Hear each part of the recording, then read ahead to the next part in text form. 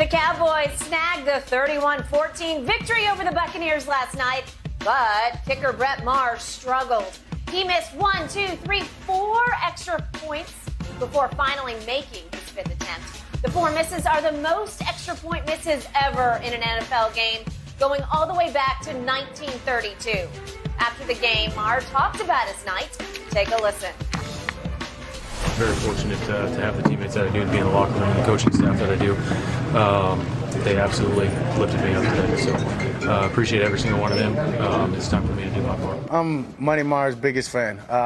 Obviously, I've been shown the video of me, and that's just emotion. That's part of it. Yeah, I mean, I talked to him individually, told him after the game, hey, let that go. We're going to need it. I just played like a week ago, so I mean, that happens. But when you believe in each other, when you believe in what we're capable of doing, and knowing what that guy's done, what resiliency he's shown throughout his career personally, no doubt that he'll come back next week and be perfect and help us win.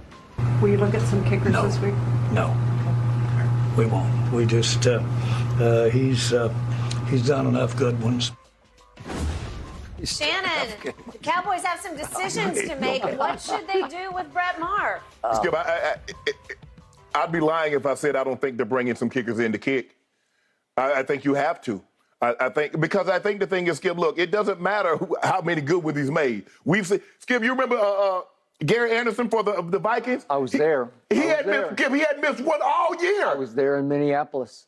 It was to get to play you guys in the Super Bowl, right? And it would have been Randall Cunningham playing Denver, right? Yes. Yep. But here's the dilemma that they're up against.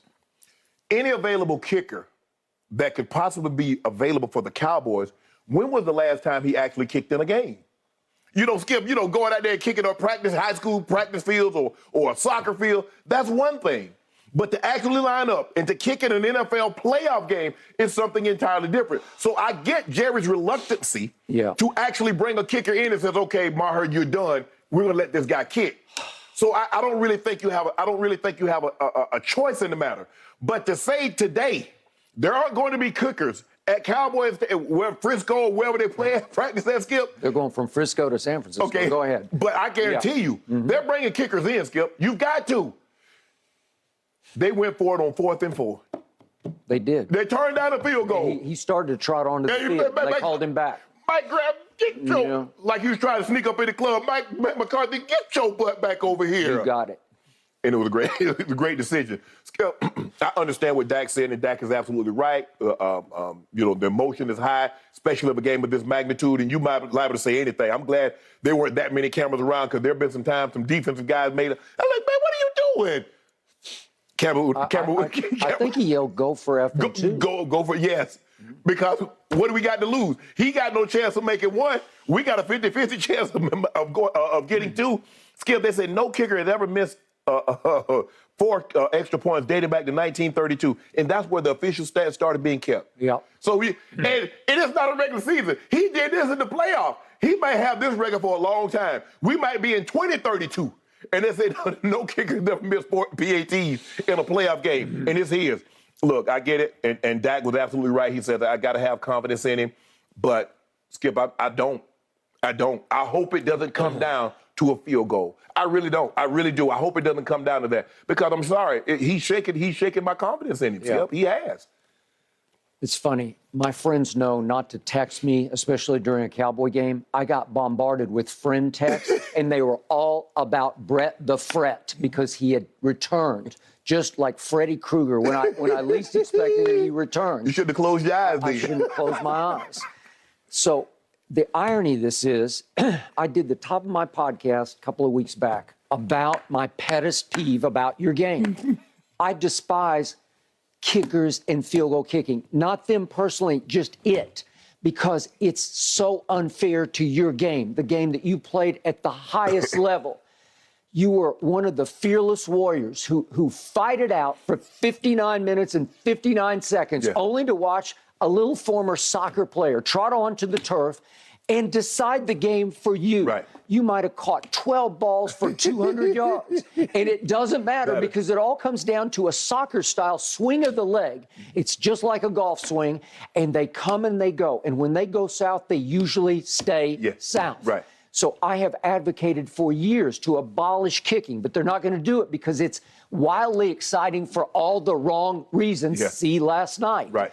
But I always say, yes, why don't you just keep going for it? Because if it's 4th and 4 at the opponent's 35-yard line, and now you just say, well, let's see if we can make a 50-some-yard field goal. Well, just go for it. Just keep going for it. What if you abolished it? Yeah. You'd keep punting in the game, but you'd abolish kicking. But Skip, if you watch his body language, he had lost all confidence. Sure. Those kicks weren't even close. Now he's starting to try to aim it in the upright, and he hit the upright. But the first two, I'm like, bruh, how the hell did you miss it by that much? They were nonchalant and they were slices, if we can do golf terms. Yes. Not a shank. That just goes straight right. These are just sliced because he was nonchalant and he did not follow completely through to the upright. He kind of just lollygagged it to the right. And then on the third try, he says, I'm going to overcompensate. I'm going to make sure I hook this. And he just smother hooked it up against the left upright. Right. And then the fourth one, he goes high, wide, and it nicks the top of the upright, but it's wide. That's the one no, that's the second one, I believe. This is the third one. Yep, this is the pull hook. And then this is the one where he says, I'm going to get this airborne, and it nicks the top of the upright. Okay, so I've been at this for a long time, and I'm here to tell you, once they lose it, they lose it. It's hard. It starts to border on Chuck Knobloch or Rick Ankiel, or if I can do golf, David Duval or Ian Baker Finch.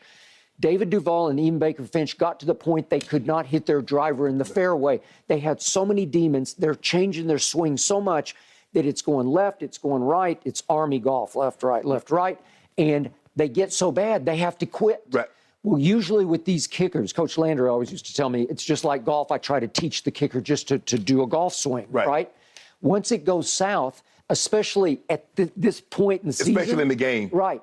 It's like, oh, my God, I got the demons, and I'm not going to be able to get them out of my head in time for San Francisco. Right. So my gut feeling is you need to bring somebody else in. But there were two saving graces last night. He did make the very last kick, and that's what I think Jerry's hanging on to. Okay. He made the last one, and it was right down Broadway. It looked just like all the ones that he made this year. And the other point was he did not miss a field goal last night because he didn't attempt. Okay, so he didn't have one to miss. But the point is, when they started calling him Money Mara, I loved him this year. Remember, he's on his second go around here because they dumped him once. Because of why? Because of stuff like that. Because of that. Okay, so this year he was 29 of 32 field goals. That's 90.6%. Let's call it 91%. Yeah. 91%, that'll work. Pretty good. He was 9 of 11 from 50-plus yards. That'll really work. Right. He kicked a 60-yarder, didn't he? 60-yarder. Okay. And I thought McCarthy erred when he didn't let him try. It was still in the daylight at Green Bay because it's 53 in overtime.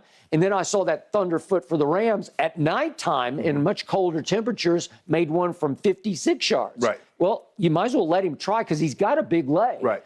So the point is they're trying to hang on to the recent past and hope that he could get it back together for field goals at San Francisco. Right. Because whatever chance, look, listen, they should have won last night because they're just better. Right. They're better in every way, shape, and form. Yes. But now you glad it didn't come down to a kick. You're so lucky because you left 4 points on the table. But what if you miss 3 field goals? Then you leave 12 points on the table. That's how you lose a playoff game. But let me ask you this, Skip. You said you was mentioning David Duval and you mentioned Chuck Knobloch. What about Christian Valdemar in the British Open in '99? I mean, he just made bad choices. But he didn't lose his swing. But I think the thing is, Skip, that once he hit the ball in the water the first time, he couldn't get it back. Okay. So let me. I get you unravel psychologically. Right. So do you believe he can get it back just for even if he doesn't go completely in the tank? Yeah. Do you believe he can get it back? Do you think he has the mental fortitude because you have to have a strong mind to kick? Because you're going to miss some, and they're going to be in crucial situations. You might cost your team a game. He didn't cost his team the game, so he feels bad that he missed 4 PATs, but he didn't cost his team. Do you believe he can get it back for Sunday? Okay, you're asking me my gut Your feeling? gut feeling. No, I just don't. So you have to hope you can work around him. Right. Maybe if you have a 4th and 3 or